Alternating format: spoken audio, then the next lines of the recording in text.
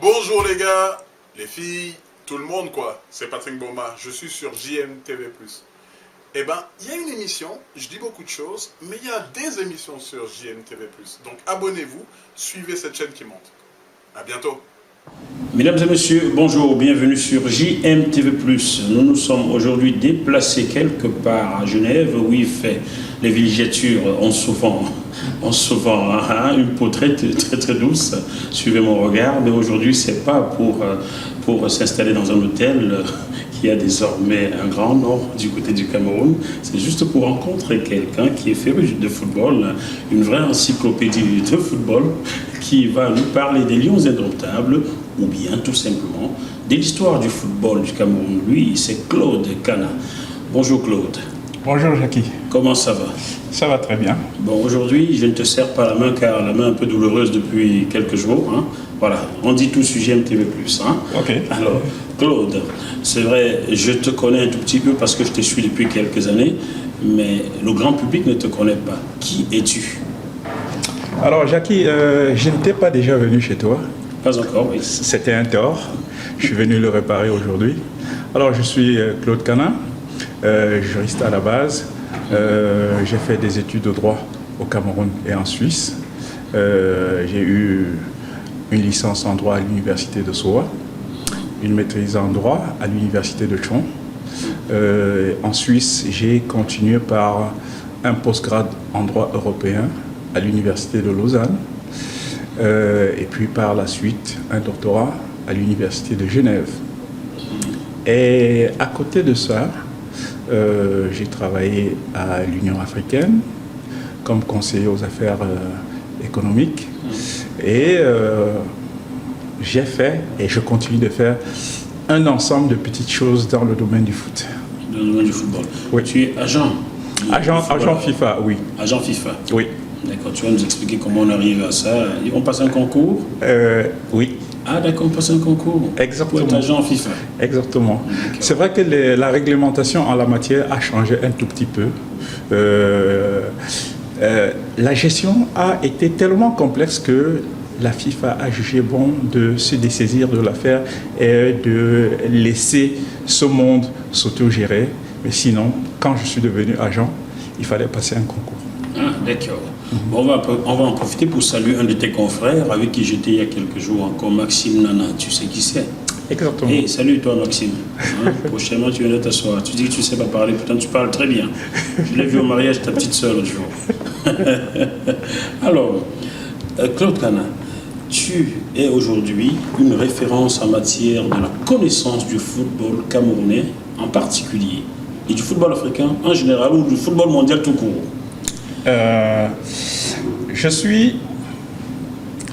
Je pourrais être considéré comme un spécialiste du football camerounais parce que j'ai écrit plusieurs livres sur le football camerounais et à peu près 500, 600 articles là-dessus.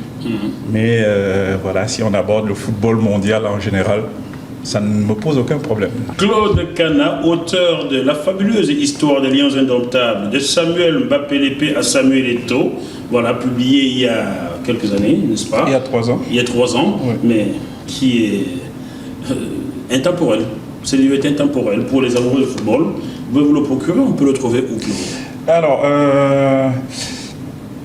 sur Amazon peut-être. Sur Amazon. Sans doute. Mais pour être plus précis, le mieux ce serait de passer par le site de mon éditeur team-édition.com. Ah, TM, c'est toi?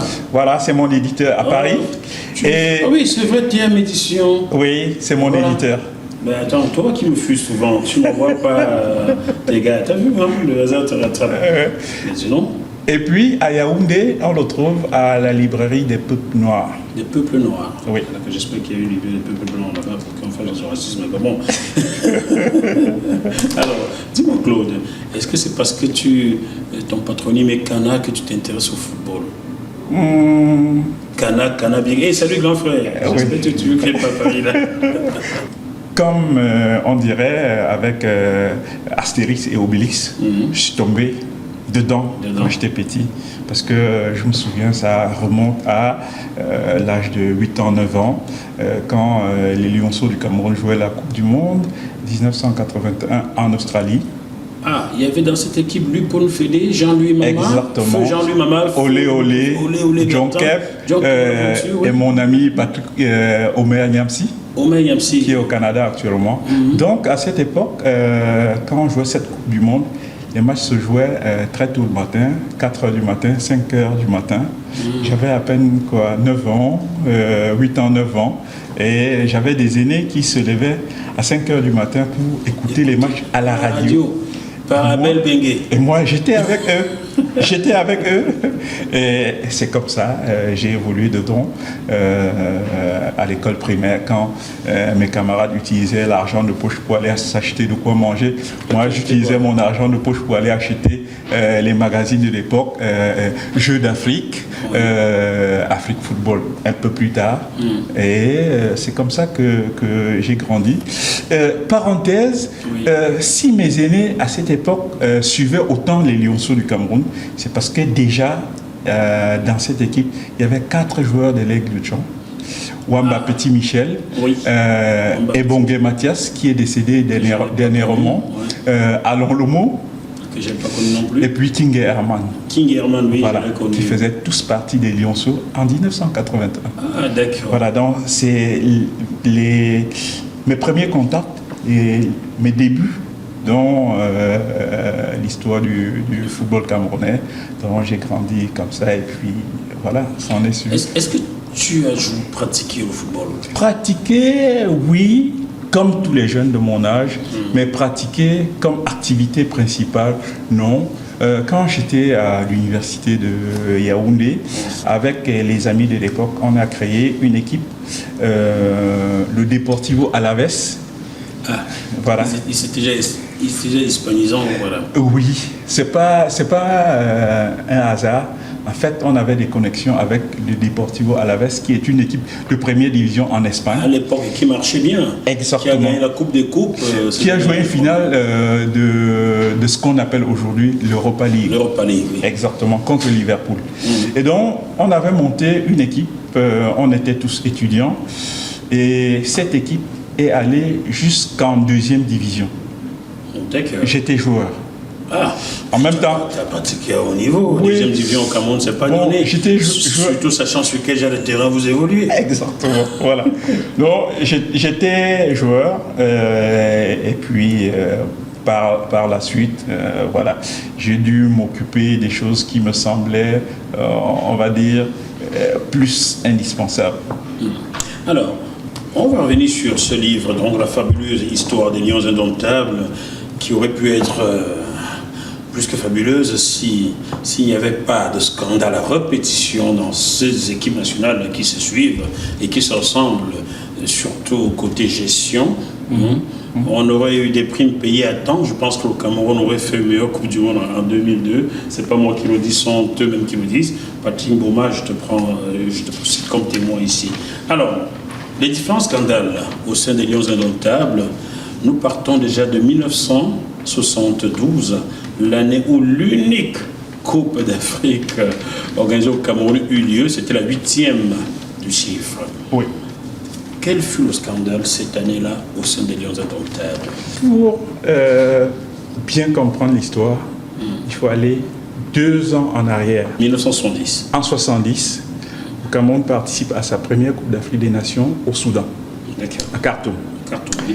C'est là où Tsebo marquera un but de la tête au battu centre. On l'appellera l'homme de Khartoum. L'homme de Khartoum. D'accord. Voilà. Donc, à cette compétition, le Cameroun gagne ses 2 premiers matchs, mais finalement est éliminé parce qu'il perd son 3e match et ne se qualifie donc pas pour les demi-finales.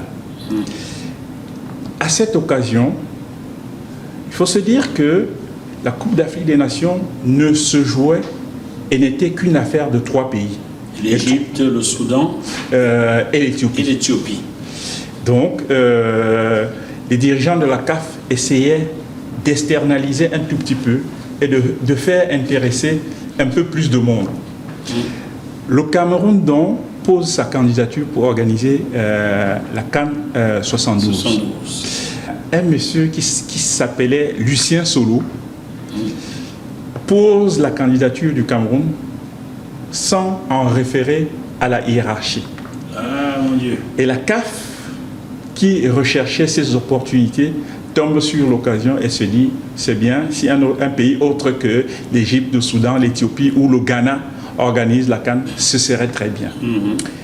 Sauf que le Cameroun n'était pas préparé à ça. Il n'a jamais été préparé. Voilà, le Cameroun même en 2021, il ne sera pas prêt. Voilà, le Cameroun n'était pas préparé. La délégation est rentrée à Yaoundé. On a annoncé au président Ahidjo que le Cameroun abriterait la CAN 72. Les murs ont dû trembler. Et Lucien Solo l'a pris. Hein. Oui. Qu'est-ce qui lui est arrivé? À lui personnellement, je dirais des bêtises si je dis qu'il est arrivé exactement telle chose. Mais la suite... Les bêtises, vaut mieux les dire que les faire. Voilà. Alors, la suite, c'est que Ahidjo dit, en présence de tout le monde, le Cameroun est un grand pays. Nous avons donné notre parole. On va la respecter. Voilà. Donc, entre 70 et 72, on doit être prêt pour accueillir la CAN. Et donc, les fonds sont débloqués. Les stades de Yaoundé et de Douala, qu'on utilise encore jusqu'au jour d'aujourd'hui, malheureusement, ont été bâtis. En moins de 2 ans? Oui. Ah, d'accord. Oui. Voilà. Pour organiser un événement d'une telle ampleur, il faut de la logistique, il faut des commissions, parce qu'en dehors des stades, il faut gérer la sécurité, la billetterie, l'accueil des délégations. C'est tout un tas de choses qu'il faut faire. Et donc, l'argent circulait à flot. Sur le terrain, c'est un échec parce que le Cameroun est éliminé en demi-finale par le Congo. Par le Congo. François Pelé. Exactement. 1-0. Et donc, à la suite de la CAN, le président Ahidjo se rend compte qu'il s'est passé tellement de choses. De quelles choses? Des détournements de fonds. Des détournements, il faut appeler le chien par son nom. Des détournements de fonds. Et donc, il décide de frapper du poing sur la table. Ah, ce qu'on n'arrive pas à faire aujourd'hui. Il a frappé du poing sur la table. Tous ceux qui avaient trempé, ne serait-ce que le petit doigt dans le pot, sont allés en prison. Qui, par exemple? T'as quelques noms? Nous, on aime bien les noms, si j'aime plus. Il y a par exemple Ngoubéou, qui a été ambassadeur par la suite. Il est quand même allé en prison, après il a été ambassadeur. Oui, qui a été inquiété. Et beaucoup d'autres personnes moins connues. Toujours est-il que tous ceux qui avaient été mêlés de près ou de loin, les gens du ministère des Sports, des hommes d'affaires, ils sont allés en prison. Voilà. Ça, c'était la première grande décision. La deuxième décision, c'était de dire on va tout réformer. Donc, il y a eu une refonte de l'équipe nationale complète. Complète. Et si vous entendez parler du décret de 72 qui gère l'organisation de l'équipe nationale du Cameroun, tout part de là. Et c'est à cette époque que le nouveau ministre des Sports, Tony Mbok, oui, est chargé de trouver un nouveau nom à l'équipe nationale du Cameroun. À l'époque, ça s'appelait les Lions du Cameroun, non? Non. Ça s'appelait comment? Non, avant, cette équipe n'avait pas de nom. C'était l'équipe du Cameroun. L'équipe du Cameroun, c'est tout. C'était l'équipe du Cameroun. Et donc, il y a un processus qui a été lancé. Il fallait proposer des noms. Et, anecdote, l'équipe a failli s'appeler les Scorpions du Cameroun. Les Scorpions, hein? C'est le nom qui était retenu dans un premier temps. Pour faire plaisir au président qui est du Nord, quoi. Je ne sais pas. Oh, bien sûr, ça va de soi. Voilà, c'est la proposition qui a failli être retenue. Mais elle a été rejetée finalement parce que à cette époque-là, on sort de la guerre du Biafra, juste à côté.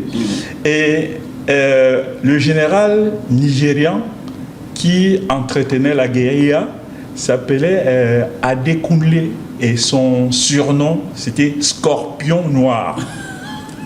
D'accord. Et c'est donc ce rapport qu'on a évité d'entretenir qui a amené les dirigeants à abandonner le nom Scorpion et à adopter les lions du Cameroun. Et c'est le ministre Tony Mbok qui rajoute Indomptable. C'était le 31 octobre 1972, ça je crois. Oui, voilà. Donc ce qui était une hérésie parce qu'on se posait la question de savoir comment une équipe qui, depuis sa création, n'arrivait à gagner aucune compétition, à gagner juste quelques matchs, on peut appeler des lions, c'est-à-dire un animal féroce et en plus indomptable. Voilà. Donc, à partir du décret de 72, c'est un nouveau départ et c'est cette organisation qui va mettre un certain temps et qui va permettre aux Lions d'exploser aux yeux du monde en 82. À partir de 82. Voilà, oui.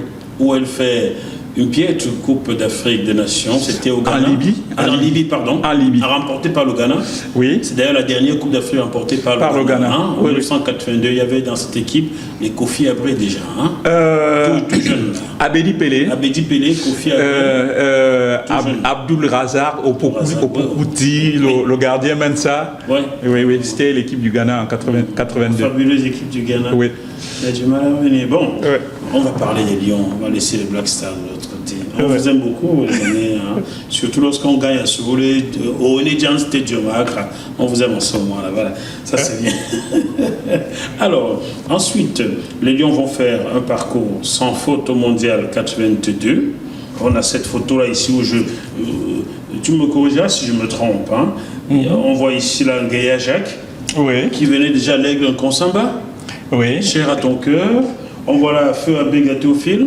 Oui. On voit là Njaya Brice. Oui. On voit là Michel Kaham. Onana Eloudou perd son âme. Oui. Thomas Kono, que je vois bientôt en Espagne. Oui. Emmanuel Koundé. Oui. Mbomé Frem. Roger Mila. Déjà. Bidarantes et Aoudou Ibrahim qui est à Cannes et que j'ai du mal à attraper. Oui. Grand frère, tu me reçois quand? Donc, ça c'était l'équipe presque type de ce mondial 82 qui aurait dû normalement passer au second tour si le but de Roger Mila contre le Pérou ne fut pas trop noir. Exactement. La prestation de cette équipe au mondial 82, elle a été appréciée à sa hauteur. C'est-à-dire que le Cameroun était la première équipe africaine qui finissait une Coupe du Monde sans avoir perdu un seul match. Et sans avoir pris un carton de but. D'ailleurs, le président Idjolo avait dit « Faites mieux que le Zaïre, ne nous ramenez pas un carton de but ». C'était bien ça. Hein? Oui. Voilà. Donc,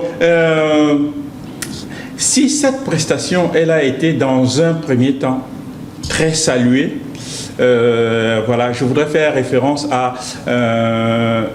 aux Zaïre de 74 qui en Allemagne avait pris 9 buts contre la Yougoslavie. Et donc le but en partant à cette Coupe du Monde, c'était limiter la casse, éviter le syndrome du Zaïre.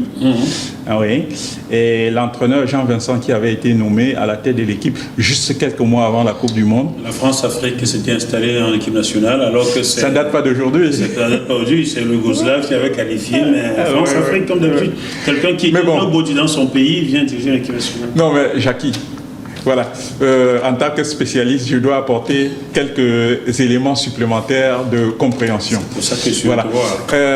Jean-Vincent était l'entraîneur du FC Nantes. Oui, mais bon. Voilà, ancien international français. C'est vrai. Contrairement à ce qu'on fait aujourd'hui. Mais on ne lui a pas donné les bleus.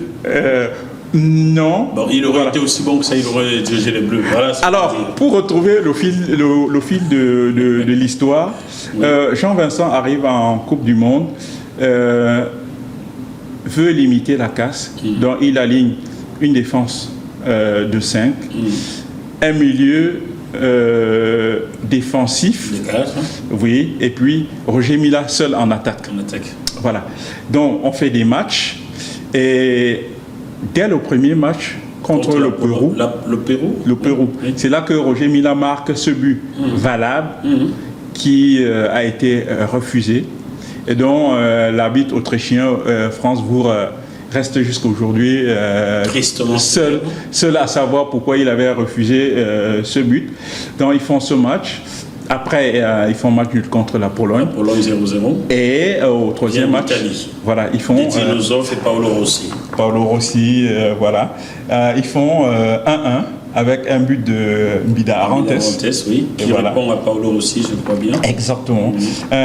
Et donc, le Cameroun se retrouve deuxième à égalité de points avec l'Italie, qui passera au second tour juste pour avoir marqué un but de plus que le Cameroun. Et l'Italie ira gagner la Coupe du Monde. La Pologne, qui était dans la poule du Cameroun, finira troisième de la Coupe du Monde. Donc, on a pu avoir des regrets quand on revoit ces matchs-là et qu'on se rend compte que sur le terrain, le Cameroun a tenu tête et que si on avait osé un tout petit peu, si on avait osé un tout petit peu, si on y avait cru un tout petit peu, on serait allé très loin. Et si cette équipe avait franchi le premier tour, elle aurait cassé la baraque. Elle aurait cassé la baraque. Oui. Des regrets. Hein. Exactement. Des regrets. Oui. Mais ces regrets qui sont rapidement essuyés 2 ans après à Abidjan. Oui. Parce que la même équipe qui revient de la Coupe du Monde, à quelques éléments près, va aller à Abidjan, perdre son premier match contre l'Égypte, 1-0, voilà, et aller remporter la finale en battant la Côte d'Ivoire, le Togo, l'Algérie et le Nigeria en finale. Oui. Ouais.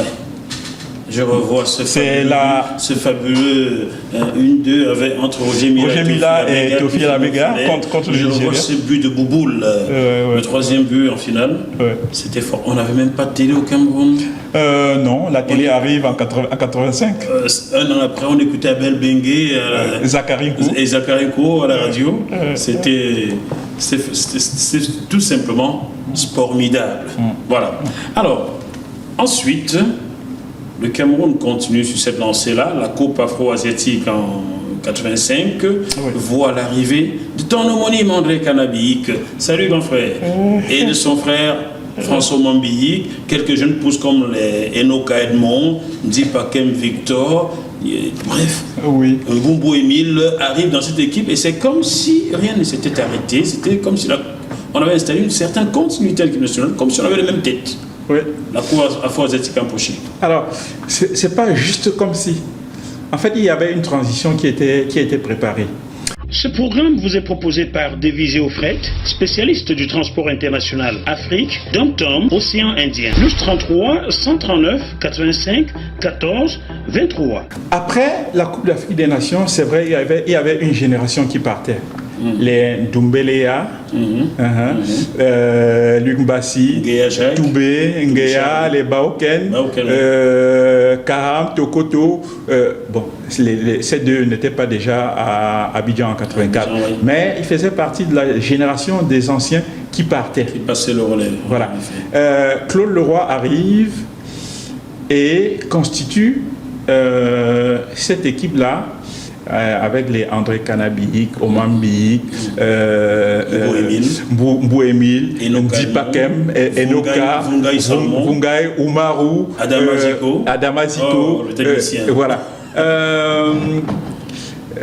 Alors je disais que ce n'était pas juste comme si, parce que on a souvent eu tendance à dire que Claude Leroy les a découverts. Ils étaient déjà dans l'antichambre. Exactement. Ils faisaient partie des juniors. Déjà. Si tu en parles avec André Kanabik, ce qui va bientôt alors, il te dira que c'est l'Allemand Weygand qui les a amenés à l'équipe nationale. Voilà. Donc ils étaient déjà tous dans l'antichambre. Et d'ailleurs, quand le Cameroun joue contre la Zambie, éliminatoire pour la Coupe du Monde 86 à Lusaka, où il perd 4 buts à 1. Voilà. Un but partout à Yaoundé. Voilà. Kanabik joue le match contre la Zambie à l'aller, Omambik joue le retour. Voilà. Donc, c'était juste pour dire que ces joueurs-là ne sortaient pas de nulle part, ils étaient déjà là. Le relais avait été. Voilà, ils étaient déjà là. Travaillé. Mais il faut signaler quand même que faut rendre à César ce qui est à César. Il y a un travail qui a été fait. Quand Claude Leroy arrive, à cette époque, tous ces joueurs qu'on venait de citer là jouaient au Cameroun. C'était des amateurs. Voilà, donc il n'y avait pas des contraintes de temps qu'on a aujourd'hui. Il les a réunis, ils se sont préparés pendant 3 mois. Ah bon? Ils sont allés au Brésil pendant 1 mois. Et je dois dire en passant que l'adjoint de Claude Leroy, c'était Jules Nyonga, mon tonton. Ah bon, vous êtes de la même famille? Pas exactement, mais voilà, dans le foot, c'est mon tonton. Ah, d'accord, voilà. d'accord. Donc il était entraîneur adjoint. Ils ont fait 1 mois de préparation au Brésil, 1 mois en Allemagne et puis 1 mois en France. À Angoulême? Oui, ils sont passés aussi par Avignon. Ils aimaient bien les amener à Angoulême dans son Oui, village de Claude voilà. Leroy, là.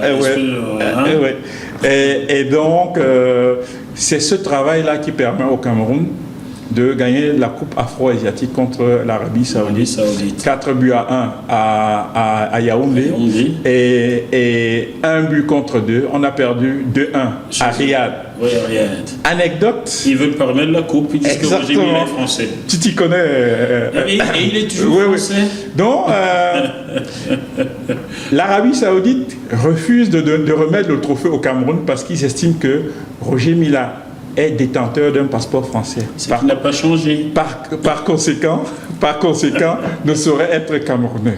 D'ailleurs, la suite de l'anecdote, c'est que ce tournoi-là entre l'Afrique et l'Asie avait été fait au départ pour contrer la FIFA qui, dans le cadre de la Coupe du Monde, faisait la part belle à l'Europe et à l'Amérique latine. Donc, Africains et Asiatiques se sont dit, on va s'entendre, on va faire quelque chose entre nous, on va s'organiser et puis on va dénoncer les méthodes de la FIFA.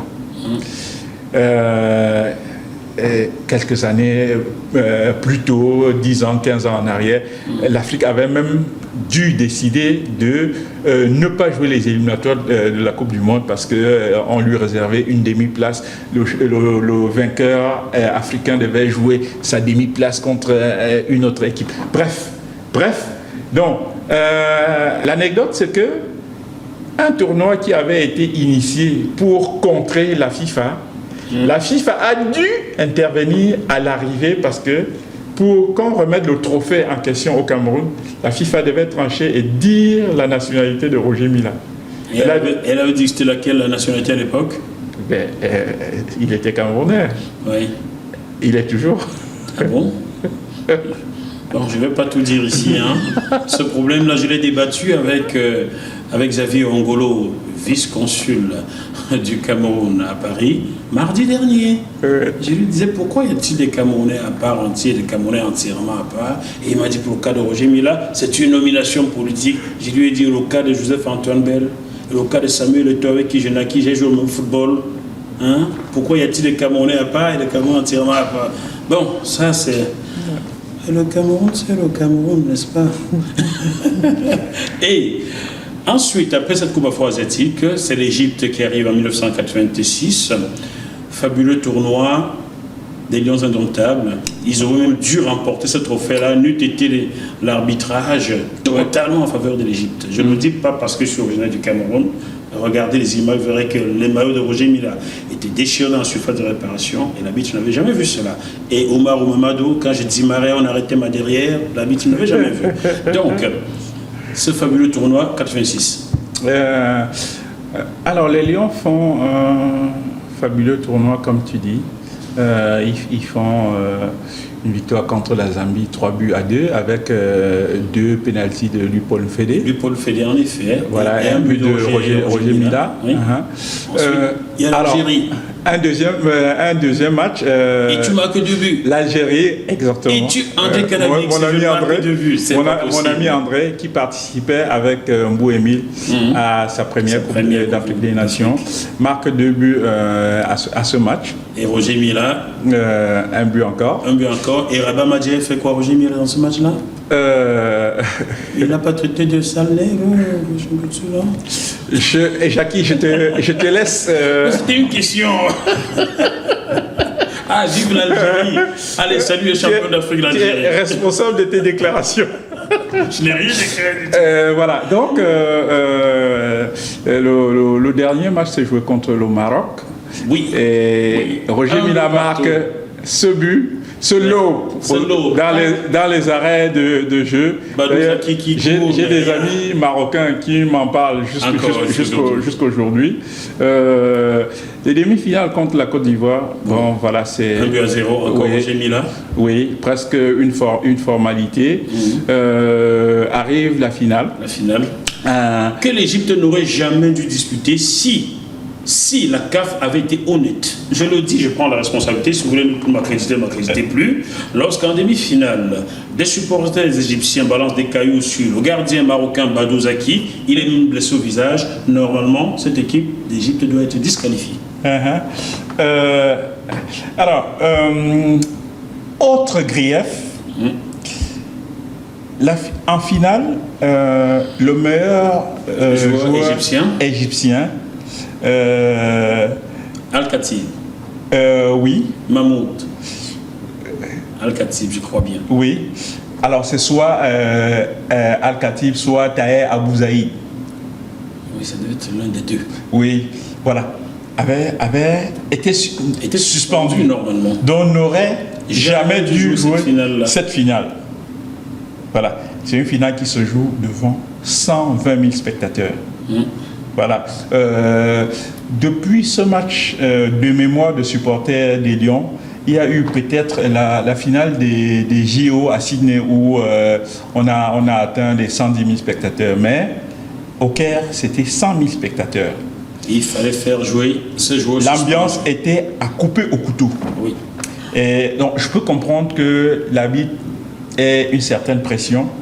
Il faut aussi dire que les Égyptiens sont un peu coutumiers du fait. Et que à chaque grande compétition ou bien à chaque grand match, ils ont l'art de mettre la pression sur l'adversaire. On organise les concerts toute la nuit devant l'hôtel des adversaires. On vous indique que le match va se jouer à Alexandrie alors que ça va se jouer au Caire. Vous voyagez comme ça pendant 2 jours. Voilà, ils sont un peu coutumiers du fait. Ils ont toujours triché pour être meilleurs, quoi.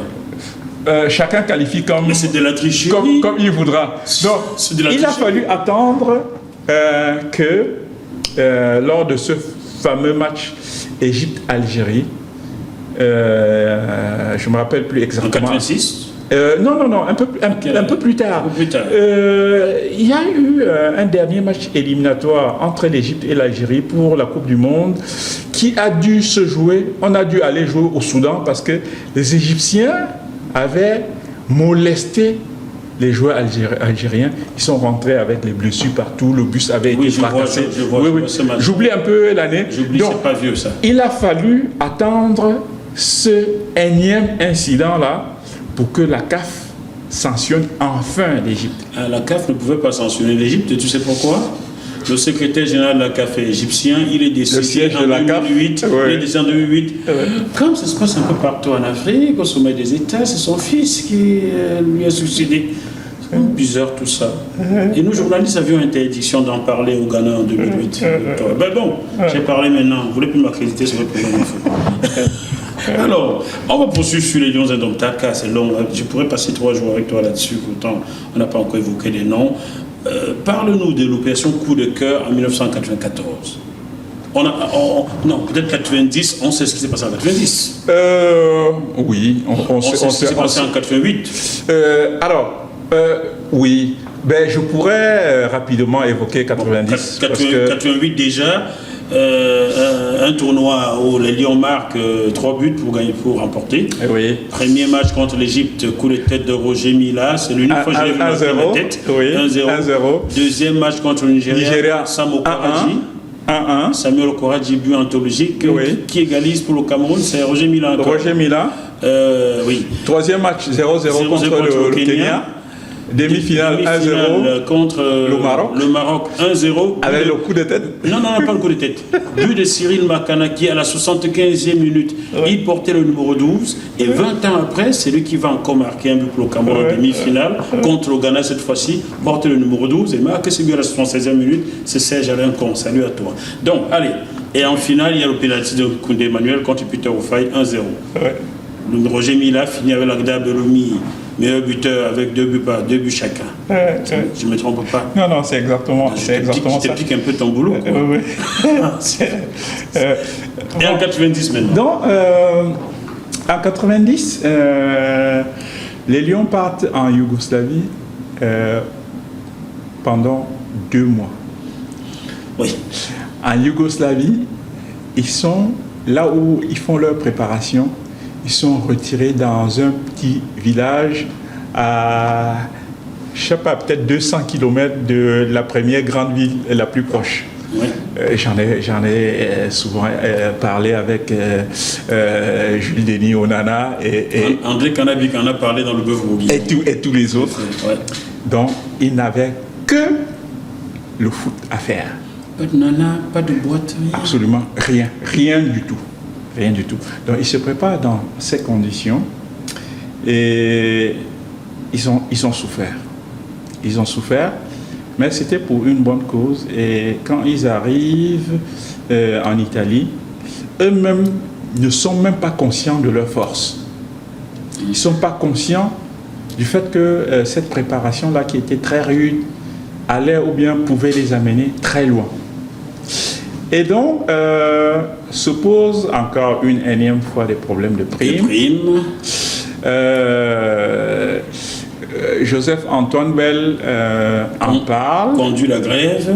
Voilà. Lui qui aujourd'hui trouve que les enfants qui réclament des primes ne sont pas assez patriotes. Jojo, je t'ai téléphoné, tu ne m'as pas répondu, tu ne me rappelles pas. Je veux que tu t'exprimes. Voilà, donc il en parle et il en profite pour dire dans les journaux, l'équipe et France Foot que dans ces conditions-là, il faudrait que le Cameroun réalise un miracle. Pour sortir de la poule. Exactement, un miracle. Et donc, après ces déclarations, lui qui était destiné pour être le gardien titulaire, parce qu'il faut le dire, oui. Il s'agit de la réalité. Il y a des gens qui disent, qui a posteriori, que oui, comment vous le savez, non, il était destiné à être le numéro 1 lors de ce tournoi. Exactement. Donc à quelques heures du match, le ministre Fofé décide de le sortir du groupe. C'est le ministre qui décide, c'est oui. Pas l'encadrement. Non. D'accord. On appelle ça les hautes instructions. D'accord. Voilà. Donc il est mis de côté. Thomas Kono part comme gardien titulaire. Voilà. Et ça, c'était le volet sur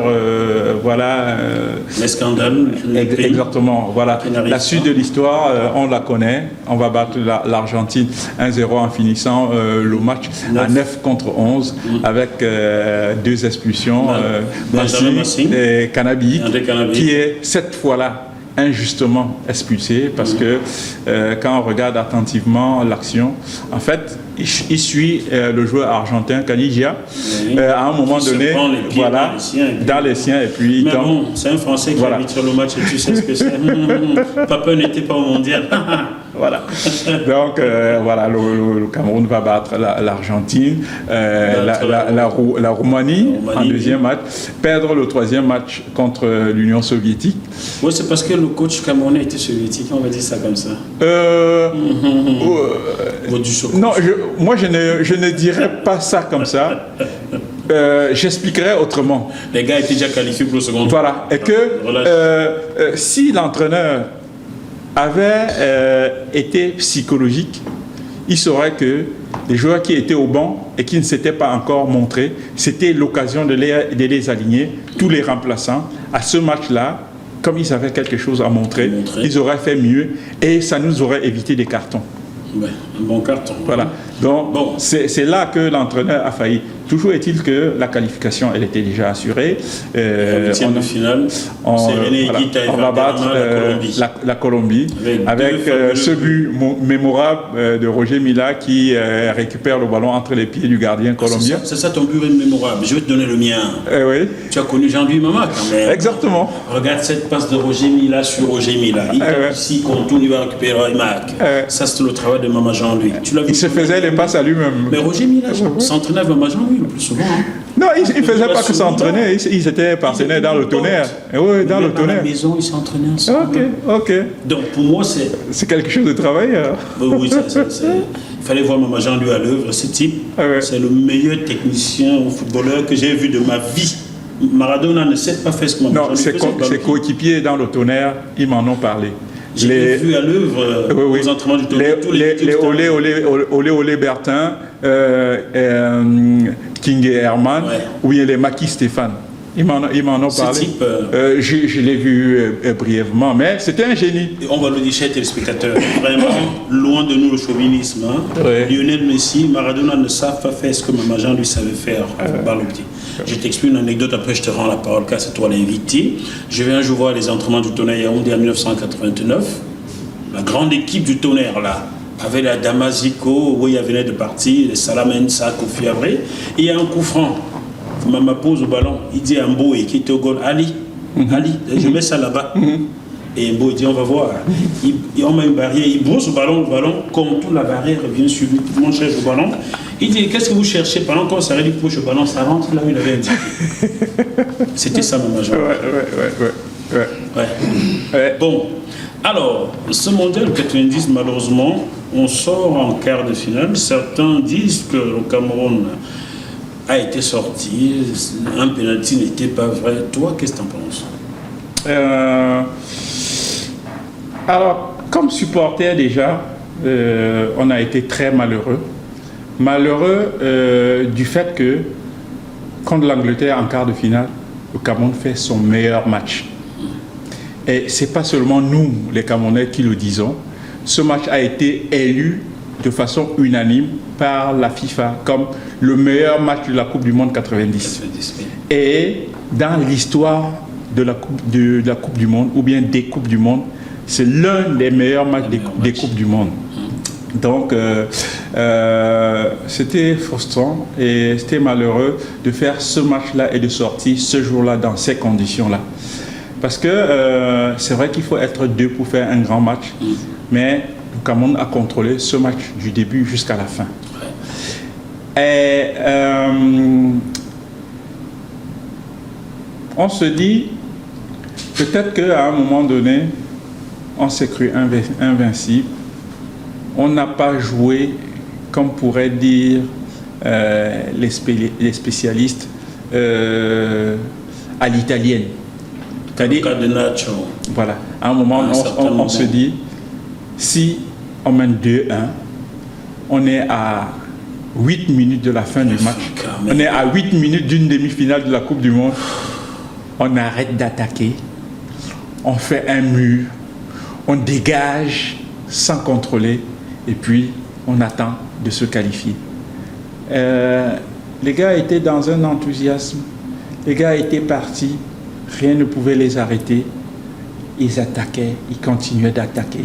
Et c'est dans ces conditions qu'on prend le premier penalty qui permettait à l'Angleterre d'égaliser, qui était juste. Par contre, sur le deuxième penalty pendant les prolongations, j'estime que il a été attribué de façon un peu légère. De façon un peu légère, j'entends par là que très souvent dans les grandes compétitions, quand il s'agit d'équipes africaines, les petites choses qui conduisent à des grandes conséquences, les arbitres n'ont pas exactement le même jugement quand il s'agit des grandes équipes. Noir, c'est noir. Voilà. Je ne dis pas que Benjamin Massy n'a pas touché le joueur, ou bien... non, il a touché, mais avec d'autres équipes, ça n'aurait pas donné lieu à un pénalty dans les mêmes contextes. Bon. Toujours est-il que le Cameroun, à cette occasion, est la première équipe africaine à se qualifier pour les quarts de finale. Et c'est cette qualification qui permettra, quelques années plus tard, d'avoir un nombre, de passer de 2 à 3 équipes en 94. Voilà. Donc le Cameroun avance comme voilà, les pionniers dans cette affaire. L'équipe qui arrive pour décomplexer la jeunesse africaine. Ouais. Je parle de football avec dans beaucoup de domaines aussi. Les Africains en général qui vouent encore une certaine reconnaissance au Cameroun et aux joueurs camerounais. Oui. Il faut leur rendre ça. Quand on dit au Cameroun, voilà, on les englobe dans le lot.